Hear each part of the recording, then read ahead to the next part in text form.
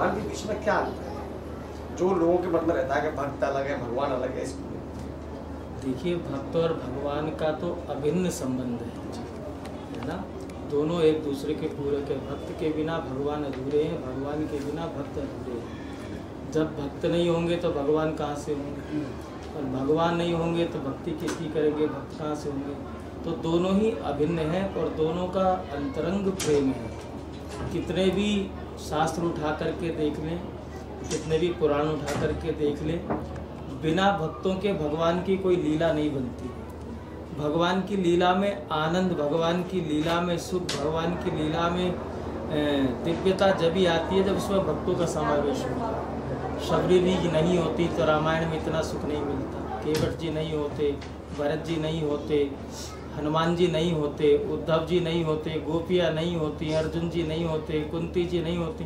ये सब परम भागवत हैं, परम वैष्णव हैं, परम भक्त हैं। तो इन भक्तों के साथ भगवान का जो संबंध है वो सुख प्रदान करता है।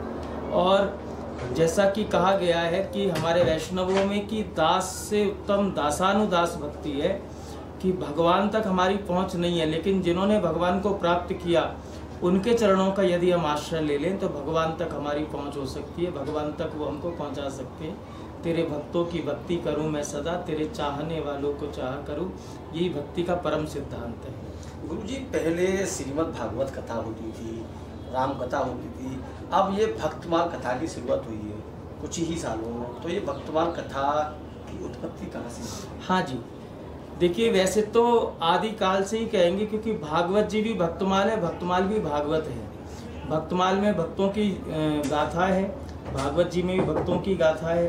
अंतर सिर्फ इतना है कि अन्य पुराणों से भगवान के ऐश्वर्य का दर्शन होता है और भक्तमाल से भगवान के स्वभाव का दर्शन होता है, कि भगवान भक्त के साथ कैसे प्रेम का निर्वाह करते हैं। और भक्तमाल की उत्पत्ति, भक्तमाल के लेखनकर्ता, भक्तमाल के ग्रंथकार गोस्वामी श्री नाभा गोस्वामी जी महाराजन, जो साक्षात ब्रह्मा जी के अवतार हैं। द्वापर में जब ब्रह्मा जी को मोह हो गया था ब्रज में, गैया बछड़ा चुरा कर ले गए।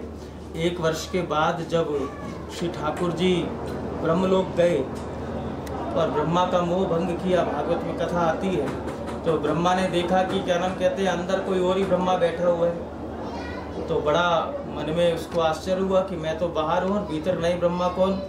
तो जब पता चला, दिव्य चक्षुओं से देखा कि भगवान कृष्ण ही मेरा स्वरूप धारण करके बैठे हैं, तब उसका मोह भंग हुआ कि मैं तो साधारण एक ब्रजगोप समझ रहा था, लेकिन ये तो परात्पर अखिलेश्वर पर ब्रह्म परमेश्वर हैं। तो भगवान की शरण में ब्रह्मा जी गए और क्षमा याचना की। भगवान नहीं माने, अनेकों स्तुतियों से भगवान को मनाने का प्रयास किया। अंत तो गत्वा श्री ठाकुर जी ने कृपा की। तब ब्रह्मा जी को कहा कि भक्त का भगवान से बिछो करना ये महापाप है जो आपने किया, इसका प्रायश्चित आपको करना पड़ेगा। और इसका प्रायश्चित यही है कि कलयुग में आपको नाभा जी के रूप में प्रकट होकर के भक्तों का यशोगान लिख करके गा करके मुझको मेरे भक्तों से मिलाना होगा। तो उसी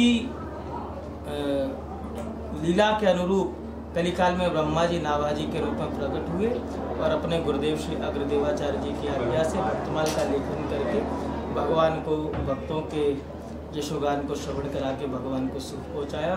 और आज तक भक्तों की गाथा गा गा करके सभी संत वैष्णव भक्त वृंद भी आनंदित होते हैं। गुरुजी, भक्तमाल कथा में कितने स्कंद? भक्तमाल कथा में स्कंद नहीं है। भक्तमाल कथा में पूर्वार्ध और उत्तरार्ध दो है। पूर्वार्ध में पौराणिक भक्तों के चरित्र हैं जो कि शास्त्रों में भी आए हैं, पुराणों में भी आए हैं, है ना। और उत्तरार्ध में विशेषता मुख्यतः कलयुग के भक्तों का वर्णन है।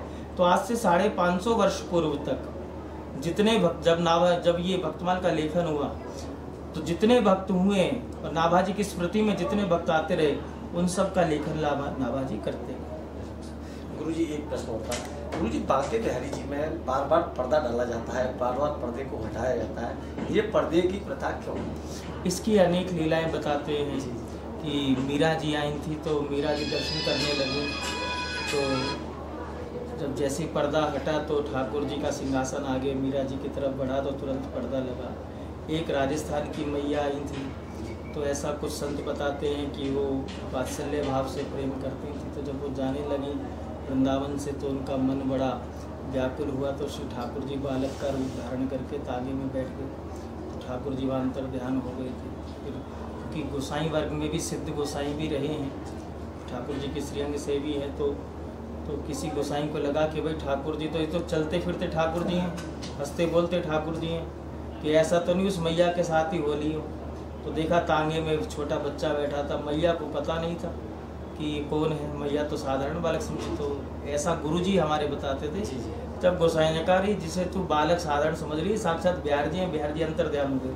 तो एक कारण ये भी बताते, मुख्य कारण ये है कि मीरा जी जब आई थी, जब ठाकुर जी का सिंहासन आगे बढ़ गया था मिलने तो तुरंत पर्दा लगा, उसके बाद से पर्दा डालने। हाँ, ताकि भगवान की नज़र से नज़र ना मिले, क्योंकि नज़र से नज़र मिले तो ठाकुर जी आगे संग हो जाते। गुरु जी कोई नया एक कोई भजन आपके द्वारा तैयार किया जा रहा हो, सावन में आ रहा है। श्री ठाकुर जी कृपा से रचनाएं तो नित्य ही होती हैं, एक रचना तो नई नई रचनाएं खूब होती हैं। जैसा कि आज भक्तमाल में भी गाया, तो 2 पंक्ति हम उसकी सुना देते हैं। राधा राधा नाम को भी जिसने भी गाया है, बांके बिहारी ने उसे अपना बनाया है। बांके बिहारी ने उसे अपना बनाया है। सतत राधा नाम का आश्रय लें, सतत हरि नाम का आश्रय लें, यही जीवन का सार है। नाम के सारे ही भगवत प्राप्ति इस कलयुग में संभव है। तो जितना हो संकीर्तन का प्रचार करें, जितना हो हरि नाम भक्ति का प्रचार करें। और हमको बड़ा आनंद आया कि एक नया यूट्यूब चैनल जिसका नाम ही हमरो ब्रज है, हमरो ब्रज यूपी है, और जो समाज में संतों की वाणी और कथा कीर्तन सत्संग भजन संध्याओं आदि का प्रसारण कर के भक्तों को घर घर हरि नाम संकीर्तन का प्रचार प्रसार करने की सेवा कर रहा है। तो हमरो ब्रज यूपी यूट्यूब चैनल के लिए भी हम बहुत बहुत साधुवाद शुभकामनाएं देते हैं। इसी प्रकार उत्तरोत्तर आप इसी सेवा में लगे रहें, हरि नाम का प्रचार प्रसार करते रहें।